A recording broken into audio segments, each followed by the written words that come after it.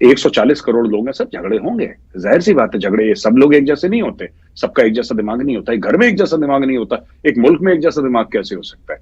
लेकिन पाकिस्तान में largely the thought is that अभी कॉम्प्रोमाइज कर लो, अभी माहौल खराब है, अभी खाने को नहीं है, डिफॉल्ट के दाने पे खड़े हैं, जिस दिन तगड़े हो जाएंगे फिर भारत को देख लेंगे।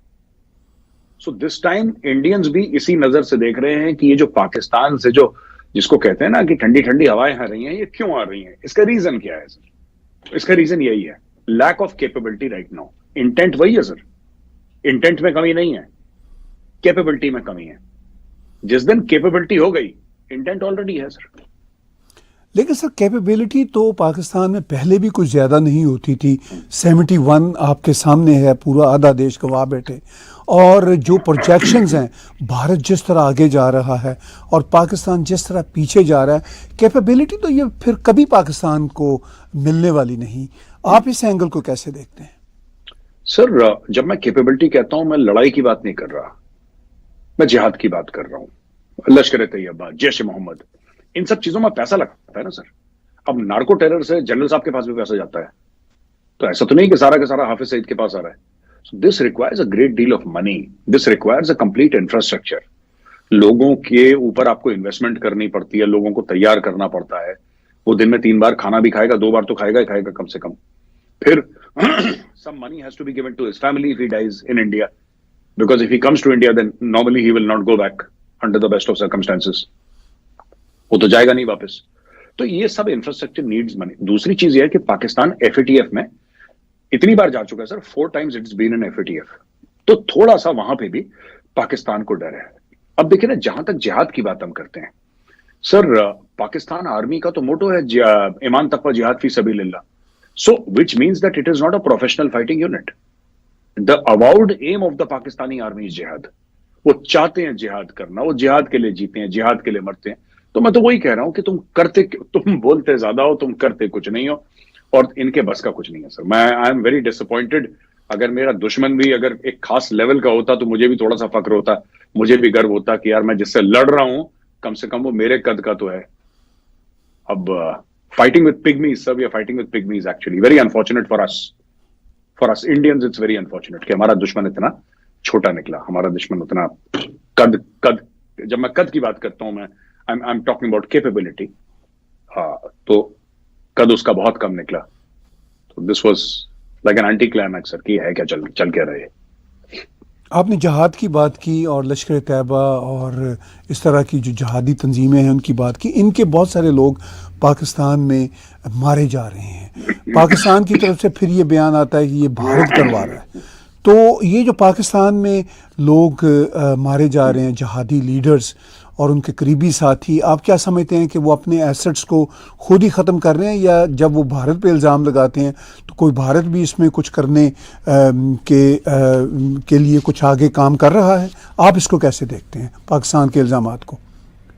सर मुझे नहीं लगता कि भारत कुछ कर रहा है, और मुझे नहीं लगता कि भारत को कुछ करने की जरूरत है। पाकिस्तान को वैसे ही बेड़ा गर्क हम क्यों करेंगे सर? देखिए, बात यह है कि पाकिस्तान को, जो पाकिस्तान में उनके डिफेंस एनालिस्ट हैं, जो भी हैं, उन्होंने हर समय पाकिस्तानियों को एक ही चूरन दिया, इंडिया कल अटैक करने वाला है, इंडिया परसों अटैक करने वाला है, इंडिया की 1st आर्मर्ड डिवीजन जो है वो मूव कर चुकी है, इंडिया की जो पैरा ब्रिगेड है वो मूव कर चुकी है। बस इंडिया किसी भी, तो इंडिया गया ही नहीं वहां पे। तो हम क्यों मारेंगे सर उन लोगों को? चलिए हम कहते हैं कि कैपेसिटी है, कैपेबिलिटी है, why should we kill these people? इससे होगा क्या? भारत जब डिप्लोमेटिकली पाकिस्तान को नुकसान पहुंचा सकता है और पहुंचा रहा है, जब भारत पाकिस्तान को आइसोलेट कर देता है, तो एक रैंडम, जैसे आज वो अदनान, क्या नाम है उसका, अदनान समथिंग सर, अदनान अहमद को मार दिया किसी ने, तो भारत को क्या बेनिफिट हो गया? अगर अदनान, उसका नाम हो सकता है सुलेमान होता, अगर वो मर जाता फिर क्या होता क्या? हमें क्या फर्क पड़ता सर, वो मरे जिए, नोबडी नोज। या तो आपने बोला कि जी आपने हाफिज सईद को निपटा दिया, तब तो बात समझ में आती।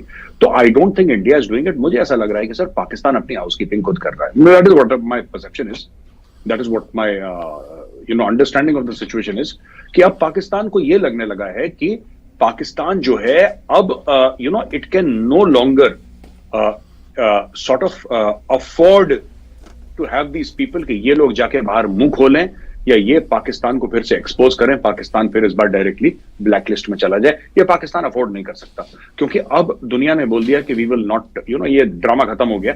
और ये ड्रामा कब से हुआ है मैं आपको बताता हूं, जब से अमेरिकन अफगानिस्तान छोड़ के गए हैं। अब ना इस चीज में पैसा है, ना इसको डिप्लोमेटिक और पॉलिटिकल कवर मिल सकता है। तो जो कल पाकिस्तान के एसेट थे, या अदनान टाइप के लोग जो आज कल मारा गया है, जो कल तक पाकिस्तान के एसेट थे सर, वो आज उसकी लायबिलिटी बन चुका है। लायबिलिटी कौन उठा के चलता है इस दुनिया में? कोई नहीं उठा के चलता। तो ये I think this is the scenario sir.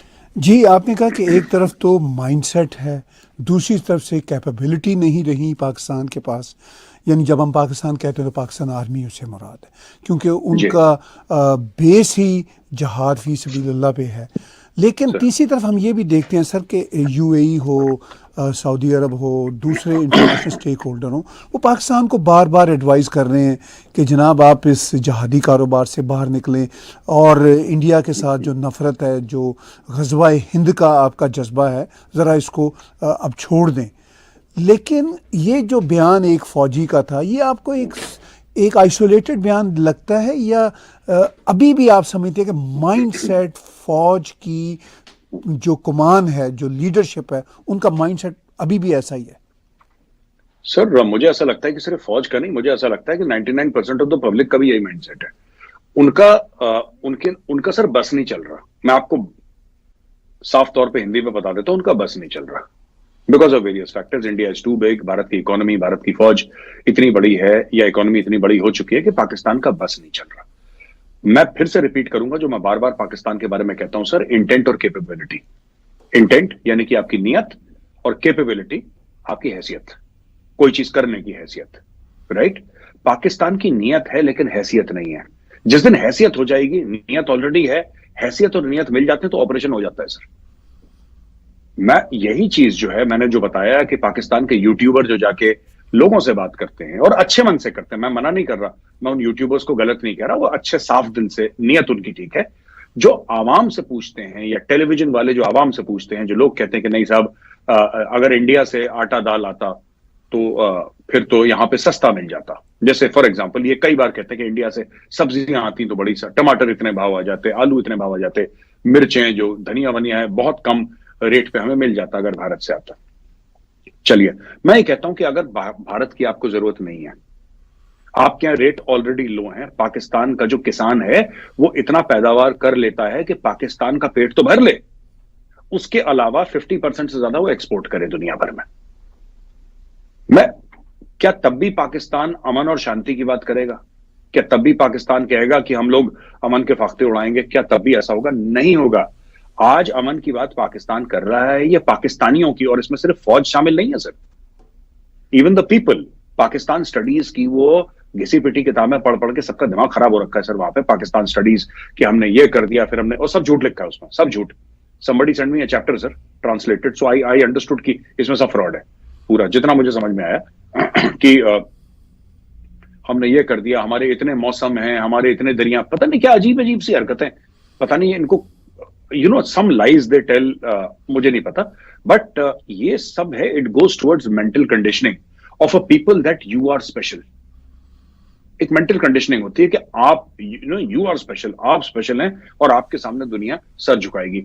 ऐसा कई पाकिस्तानी सो कॉल्ड दानिश्वर लोग, सो कॉल्ड, ये बोल चुके हैं कि पाकिस्तान को पालना दुनिया की मजबूरी है। They have said it on Pakistan television. मैंने देखा है, वो मैं नाम भूल गया उनका, बुजुर्ग हैं वो, I have forgotten his name, Orya Maqbool Jan. वो अक्सर ये कहते हैं कि पाकिस्तान को डूबने से बचाना ये दुनिया की जिम्मेदारी है, क्योंकि पाकिस्तान इतना अहम मुल्क है, पाकिस्तान इतना जरूरी मुल्क है कि अगर पाकिस्तान डूबता है तो अपने साथ पूरी दुनिया को डुबा ले। ये तो इनका माइंडसेट है। इनको यही नहीं पता लग रहा, अभी तक यही समझ में नहीं आ रहा कि पाकिस्तान डूबता है, दुनिया कह रही है कल डूबता है, आज डूबे, आज डूबता है अभी डूब जाए, हमें कोई फर्क नहीं पड़ता। लेकिन क्या है कि इनका एक अंडरस्टैंडिंग है दुनिया की, सिर्फ ये चलती चली आ रही है। दादे ने बेटे को बताया, बेटे ने अपने बेटे को बताया, बाप ने बेटे को, इस तरीके से देयर इज एन अंडरस्टैंडिंग जो उनके दिमाग में चल रही है, and they go by that understanding. अभी इनकी हालत पतली है, पाकिस्तान में आवाम की हालत पतली है, रोटी नहीं है खाने को, तो इसीलिए अमन की बात कर रहे हैं, पीस की बात कर रहे हैं कि यहां से ये निकल जाए, वो निकल जाए, कुछ हो जाए यहाँ पे। जिस दिन इनके पेट भर जाएंगे, जिस दिन इनके बैंक में पैसे आ जाएंगे, बटुए में पैसे आ जाएंगे, फिर ये बोलेंगे हाफिज सईद को कि बेटा जा, और फिर से एक 26-11 कर बंबई में, फिर से कर।